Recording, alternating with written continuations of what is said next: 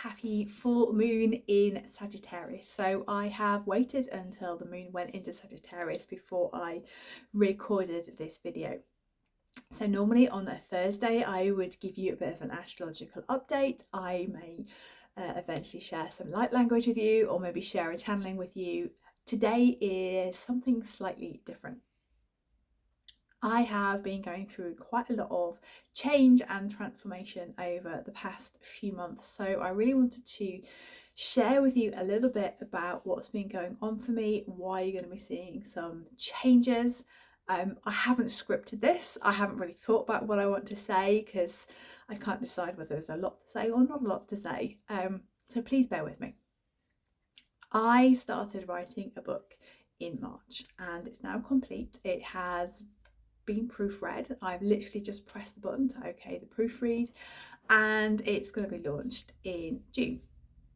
Throughout this process there has been a lot of ups and a lot of downs. It's natural when you write a book, when you're birthing a big project, that we have a lot of self-inquiry at the same time as well. So really diving deep, really kind of going within and questioning, one, what you're writing, two, who wants to read it, and three, having a little bit of a crisis of confidence at times, and at other times being really in flow, really channeling that information. So it's been a really deep process, and throughout that process I had a little bit of a knock. So it doesn't matter what happened, that there was something that happened that really knocked me off course, that really put me into a huge tailspin. And at the same time I was writing a book about astrology, about new earth, about ascension, I was deeply doubting my path forward. The trajectory that I thought I was following, that I had, committed into, was suddenly moved away from me, and my timeline shifted and jumped once again. So I've been integrating that whilst kind of writing a book, whilst editing it, and really having a time of deep introspection, a lot of deep reflection as well. So it's been a really interesting time. I'm hoping I'm now getting out of the other side, but these things happen, and it wasn't a dark night of the soul. It was nothing so horrific as the dark nights of the souls I have experienced before, but it's definitely been a testing time. It's definitely been challenging, and it's definitely opened my eyes, not just to our industry, and I'm talking about spiritual world. It has become created a spiritual industry as well, but the people who work within it, the people who live within it, the people who are truly authentic, living from the heart, and those that may be not quite aligned with who I am and where I'm going anymore. So it's been quite tumultuous. There have been tears before bedtime. There has been a lot of anger. There's been a lot of discussion with my guides. There's been a lot of discussion with Ari Anrod, the goddess who I have dedicated into, as to what is going on and what am I actually meant to be doing. So you may have not seen most of my content changing. I've kind of been plodding along with the content that I'm used to producing, because that was kind of comfort zone, and that was very much okay, but I can keep doing this while I'm having this existential crisis, shall we call it. So as my book was just about to be submitted for the first draft, there was this really powerful urge to do something different. That birthing this book into the world just wasn't quite enough. I'm sorry if you can hear the dog. He's getting excited about the postman. And there was this niggling feeling that something wasn't quite right, something wasn't still aligned. And I very jokingly said to my other half, shall I publish my book under a different name? And he looked at me and said, okay, what name are you going to use? I said, well, I might just borrow your surname. Taken so long to never ask me to marry you, I might as well just change it, just do it. And he took one look at me and he said, that isn't the right name. I was like, oh, what? he said, why don't you use your priestess name, your magical name, to publish the book underneath? And I was like, but you're the only person who knows what that name is. You're the only person I've shared that name with. And I still feeling a little bit of discomfort and dis-ease, because when I started my priestess training, I was like, no, I shall not be the priestess that changes her name. I will remain Lexi forever. So I sat with that for quite a while. And I had confirmation in a reading, which was 2 days later. I didn't even ask about it. I just thought, oh, just leave it there. And the beautiful lady who's reading for me, she goes, oh, and so that book that you're writing. I was like, oh, yeah, book I'm writing. Yeah, she goes, well, the second one's coming along soon. I was like, really? Gosh. And then she said, but of course, your second book will be published under your new name. And I was like, oh. I said, well, what about the first one? She goes, well, you still got time to change it. So that kind of gave me that kind of encouragement that Spirit will have really been listening to what I was saying. So I sat with it for a bit longer and journaled about it and really tapped into that energy and realised, yeah, actually, if I was going to put the second book under my first name, under my priestess name, then actually my first book needed to go under that as well. And I've had confirmation from various people and various things that dropped in between those few days. So that led to a very rushed call to my publisher to go, oh, by the way, I'm changing the name that I'm publishing under. So I am going to be publishing my first book and the rest of my subsequent books under the name Morgana Sophia. So that is my magical name.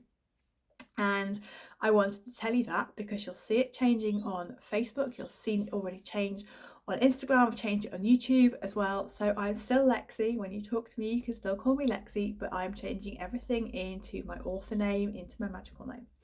And this name has been with me for about 6 months. And for me, the reason it was chosen for me, I didn't choose it myself, it was very much given to me during my practice, is that Morgana is the kind of Piscean energy. It is, you know, Morgan Le Fay.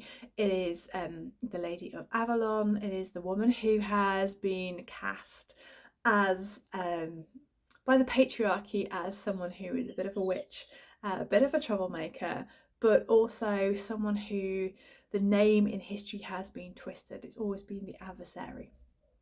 So that's very much the age of Pisces. It's breaking through that patriarchal control and rewriting Morgana's story in the myth of Arthur and Merlin.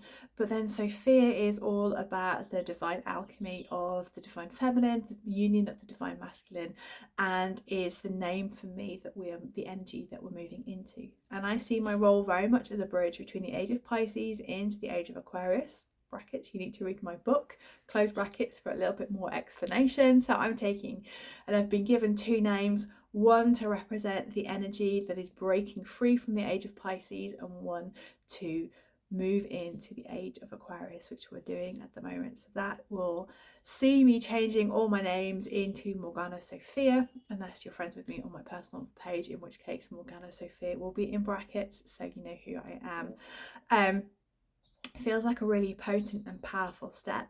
It's taken me a long time to kind of sit with it and really go with it. It's taken me a long time to sit and do this video and explain, because sometimes when we're given information from Spirit, when Goddess pops in and says, this is what I want you to do next, there isn't always a logical reason. You can't fully articulate what is going on for you. So I wanted to explain that all to you as part of my Thursday thoughts. I am still me, very much me, but I am really stepping into that priestess energy. I'm publishing my book under my priestess, my magical name, and I am changing all my business to reflect that as well, to really honor that energy that I've been given by Goddess, to really step into the role that she has picked out for me, that through our discussion will become clearer and clearer. It definitely feels like I'm on the path less trodden at the moment.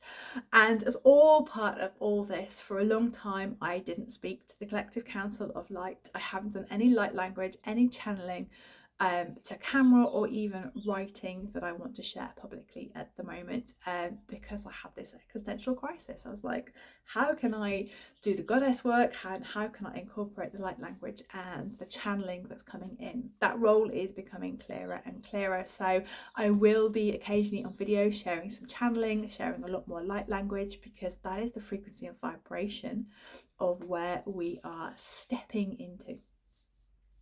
So lots of big changes. It's full moon in Sagittarius as well, and for those of you who are interested, I pulled out my journal earlier today to see what intentions I seeded at the new moon in Sagittarius in December, and my intention was to lay the foundations and plant the seeds of my book to be birthed in 2024. Well, it's birthed and it's currently with the printer, so that's a pretty fast manifestation if you ask me. So feeling like I'm on the right trajectory.